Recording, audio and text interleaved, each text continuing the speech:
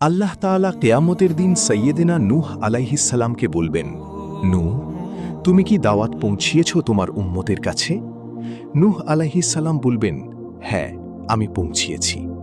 এবার নূহের উম্মতকে আল্লাহ জিজ্ঞেস করবেন, এই নূহের উম্মতেরা তোমাদের নবী নূহ কি দাওয়াত পৌঁছিয়েছে?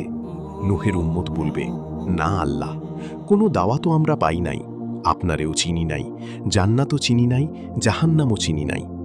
নূহ আলাইহিস সালাম বিপদে পড়ে যাবেন। তখন আল্লাহ বলবেন, নূহ, তোমার পক্ষে কোনো সাক্ষী আছে? নূহ আলাইহিস সালাম বলবেন, আছে।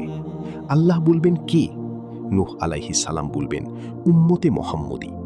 তখন আমরা বলবো, আল্লাহ, আল্লাহর নবী নূহ আলাইহিস সালাম, তিনি আপনি যা যা বলেছেন ঠিক তাই তার উম্মতের কাছে পৌঁছে দিয়েছেন।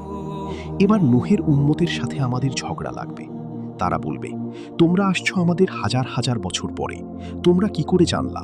তোমাদের সাক্ষী তো ধর্তব্য হবে না। আমরা তখন বলবো, আমাদের কোরআনে তোমাদের নবীর নামে আল্লাহ তাআলা একটা সূরা নাজিল করেছেন, সূরা নূহ। দিনরাত এক করে তোমাদের কাছে তিনি দাওয়াত পৌঁছেছেন, সব আমরা জানি। আমরা যখন বলবো এই কথা, নূহের উম্মত চুপসে যাবে। তখন আমরা সত্য বলেছি কিনা এটা আল্লাহ তাআলা জানতে চাইবেন বিশ্বনবীর কাছে। তখন বিশ্বনবী আমাদের পক্ষে সাক্ষী দিবেন, আওয়াজ করে বলেন, আল্লাহু আকবার।